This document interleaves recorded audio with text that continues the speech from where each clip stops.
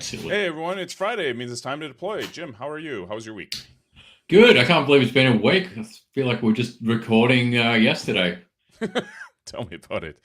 Jeez, Yeah. it's like it's flying by. We're really busy organizing events and such coming up, and it's amazing how the hours fly by. So I'm not stuck in code like I was last year quite heavily. Just like look up and like scratch my eyes and wonder what's going on. Now it's all about future stuff and planning and setting up shipments and signing contracts and such. So all fun. What's going on your side of the planet? I'm more the scratching eyeballs, trying to work out what's going on, trying to work out long-term project plans and that kind of stuff too, which is always fun. Trying to crystal ball gaze into the future and see how long things are going to take and all that sort of stuff. Very So nice. yeah. Yeah, we're actively busy on the development side. Like we're revving up for 2024.1. Sorry, I meant to say 2024. 2024.1 is very very close now, and your dog's really excited about it, so that's great. And and let's go ahead and get into the news of the week. So this is an article that was written by Steve entitled Octolint Best Practices. If you don't know what Octolint is, there's a video of me looking almost similar to what I was just a little while ago. This was a video I did with Matt Casperson where he talked about Octolint. And this is a linter for your Octopus installation. And so if you haven't seen this before, you can check out the video which is up on YouTube, or you can read this blog post where Steve talks about some of the best practices that you can have around Octolint. So Octolint's a great tool. Have you had a chance to play with it yet, Jim? I'm not sure if you have or not, but are you guys using it internally at all? I haven't used it, but I Okay. don't look after a lot of our octopus use. So yeah, Yep.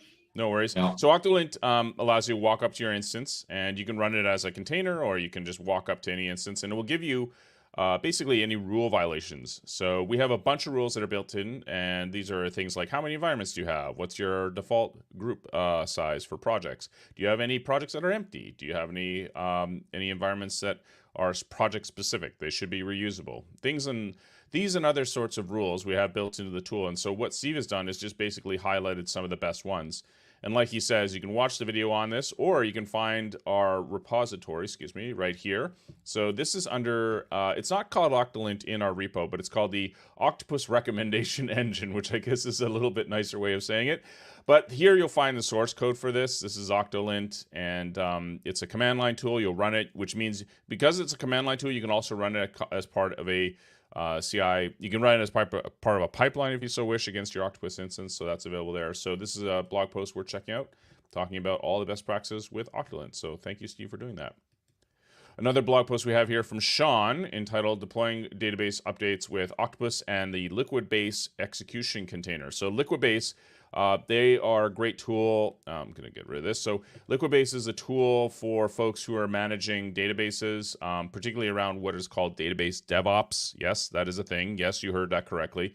So if you're doing anything around change management regarding databases, which let's face it is a nightmare at the best of times, schema changes, data integrity rules, etc., updating databases is a nightmare. It's not just file next deploy. This is a lot of care and nuance has to be taken with this. So Liquidbase provides great tools for doing this, and so Sean wrote this blog post around how you can use the two in concert. That is Liquidbase and Octopus together, and namely we have a execution container available up on Docker Hub, and we have tools that allow you to use that. So if you go to the Octopus Labs / Liquidbase worker tools, there you'll find a container image that will allow you to use Liquidbase as part of your deployment pipeline. So if you're looking to use this in conjunction with Octopus for deployments, specifically if you want to do checks or comparisons, or you want to use the Liquidbase tools for that, we now have an image that allows you to do that. And Sean briefly just shows kind of what you need and how this works. And as part of the image, it includes Liquidbase itself. It's built on Java, so it has to include the JVC and the JVM and all that. PowerShell, and also the the Amazon Web Services CLI, or AWS CLI. Sorry, everyone starts with Azure. It starts with Azure in my brain, but there you go. So there you go. This is how you go ahead and utilize it as part of this, and Sean's written a blog post to talk about this, so that's awesome. We have an event coming up. So we've got this event that's being hosted by Redgate entitled Unlocking the Full Potential of Your Data. This is being hosted by Alex Yates, friend of Octopus, and Mark Harrison, who's a member of the team here at Octopus Deploy. This is on February 22nd, and this is a webinar that they'll be hosting that you can watch. They'll be talking about all kinds of great things regarding databases, test data management, etc. If you're all interested about this, this is the schedule for the webinar itself.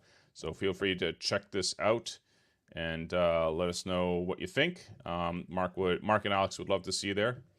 And then in addition to that, we also have the Open Source Summit that's hosted by the Linux Foundation. This is the North American version, and there's CDCon. This is in Seattle, by the way, in April. And we have members of our team speaking at this event. So namely, we've got Ships and Alex, who are talking about top 5 deployment patterns from Octopus. And then we have Bob Walker, if I can find him here. Let's do a quick search. Bob. There we go. Bob Walker talking about lessons learned from building a deployment process for 100 plus devs at a large bank. There you go. So Bob, Alex, and Ships will be speaking at CDCon, which is part of the Open Source Summit North America in Seattle in April. So that's awesome. Great stuff. Of course, it wouldn't be a deploy on Friday unless we have a nice meme. So you can deploy on Friday, right, Jim? You can. It's a good one. Sorry. This was circling the webs as part of Super Bowl. This was caught on camera. And of course, everyone has made their meme of it, so we had to as well. But yeah, there you go. Anyways, short and sweet. Just a bunch of updates that are happening on. So yeah, just a short and sweet sort of episode here, Deploy on Friday. Jim, any tidbits, any final words of wisdom you want to impart until next week? Wisdom? No wisdom here. There you go. Awesome. No.